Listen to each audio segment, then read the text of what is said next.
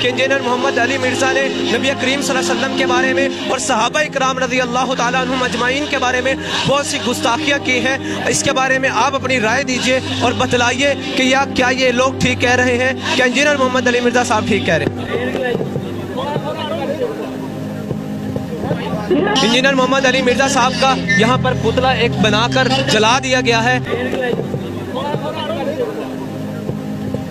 Engineer محمد علی مرزا صاحب کا یہاں پر پتلا ایک بنا کر جلا دیا گیا ہے. مجھے اپنے استاد ڈاکٹر اسرار صاحب کی بات جو میں صرف اپنے قریبی دوستوں کو بتاتا تھا, اب میں پبلکلی بھی آپ کو بتاتا ہوں, وہ یاد آئی. وہ اکثر اپنی ویڈیوز میں کہا کرتے تھے کہ جو شخص بھی رسول اللہ کے پیٹرن پہ دعوت شروع کرے گا صلی اللہ علیہ وآلہ وسلم, نبی صلی اللہ علیہ وآلہ وسلم کی ختم نبوت کی برکت سے ان کا پیغام ان کی امت تک پہنچائے گا, اس شخص کو ان تمام حالات و واقعات سے گزرنا پڑے گا جن سے رسول اللہ کو گزرنا پڑا صلی اللہ علیہ وآلہ وسلم. اگر اس وقت عبداللہ ابن ابی منافق تھا نا, تو ہماری اس دعوت میں بھی عبداللہ ابن ابی کی طرح کے منافقین آئیں گے. فرق صرف یہ ہے کہ ہمیں چونکہ وحی کی تائید حاصل نہیں, ہم کسی کو منافق نہیں کہیں گے, ہم مسلمان اسے کنسیڈر کریں گے. مر جائیں گے, جنازہ بھی پڑھیں گے, دعا بھی کریں گے ان کے لیے. اگر رسول اللہ کے مقابلے پہ ابو جہل تھا, ہمارے مقابلے پہ بھی ابو جہل آئیں گے.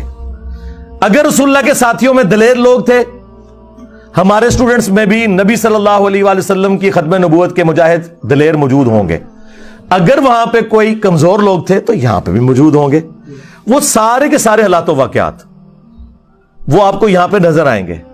میں تو پریکٹیکلی وہ ساری کی ساری دعوت جو ہے نا, وہ عمر سیریز میں جو انہوں نے فلمائی ہے, میں وہ انجوائے کر رہا ہوں. میں پن پوائنٹ بھی کر سکتا ہوں کہ ہماری اس دعوت میں عبداللہ ابن ابی کون ہے, ابو جہل کون ہے, لیکن پرسنل ہونے کی ضرورت نہیں.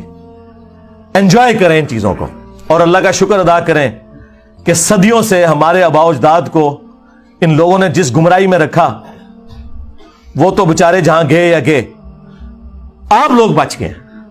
جس طرح وہ آپ کو پتا ہے جب نبی علیہ السلام مکے میں داخل ہوئے تو حضرت ابو سفیان رضی اللہ تعالیٰ عنہ کی جو بیوی تھی ہند رضی اللہ تعالیٰ عنہ, مسلمان ہوگی, صحابی ہیں, تو انہوں نے کس طرح وہ بت گرائے اور پھر وہ روئیں اور انہوں نے کہا کہ مجھے سمجھ نہیں آ رہی کہ میں اس بات پہ روؤں کہ میں اپنے باپ اور بھائیوں کے قتل کا بدلہ محمد سے نہیں لے سکی, یا اس بات پہ روؤں کہ میرے باپ اور بھائی نبی صلی اللہ علیہ وسلم کی محافظت کرنے کی وجہ سے جہنم کی آگ میں جل رہے ہیں. اس وقت تو حق کھل گیا ان پہ, لیکن اس سے پہلے وہ نبی صلی اللہ علیہ وسلم کی دشمنی میں آپ سے بدلہ لینے کے لیے اپنے باپ اور بھائیوں کا تیار بیٹھی تھی. اللہ نے قسمت بدل دی.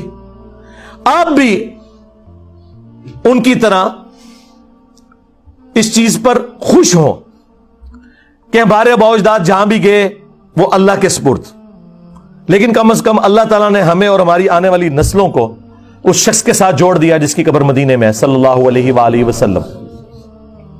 یہ تھوڑی کامیابی ہے.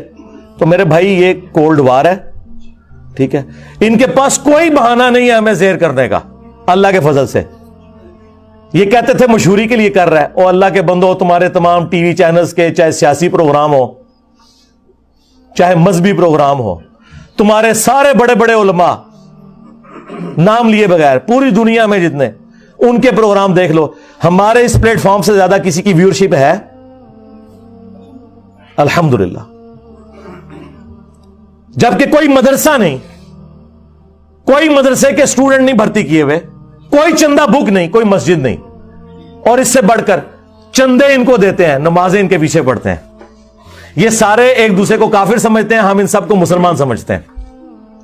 تھوڑی کامیابی ہے اللہ کے فضل سے.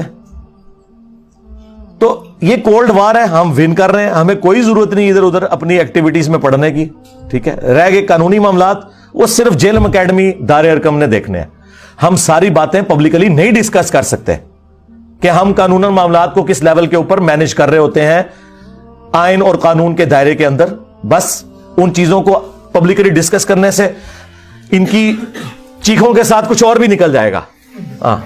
اس لیے ان کو کم از کم اس قابل رہنے دے کہ یہ نماز تو پاک صاف کپڑوں میں پڑھا کریں نا جو پڑھتے ہیں.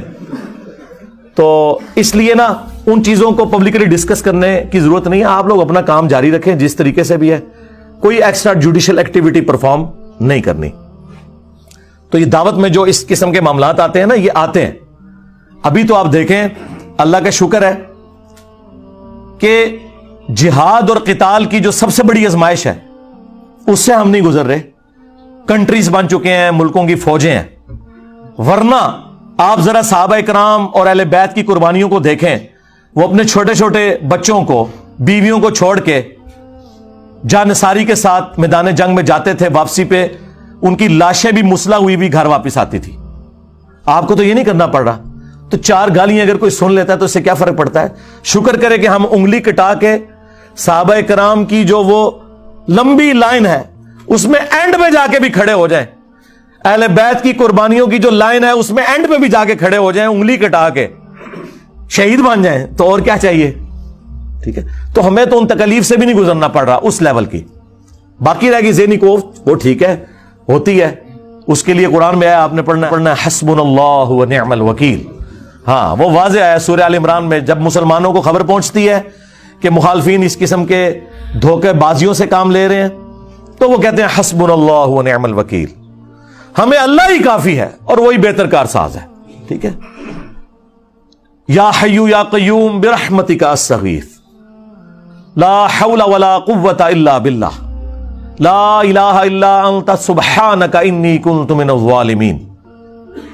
اور اصحاب الکاف کی وہ دعا, ربنا آتینا من لدنک رحمہ وہیئ لنا من امرنا رشدا. یہ اتنی دعائیں ہیں, یہ پڑھیں اور اپنے دعوت کے کام کو لے کے چلیں.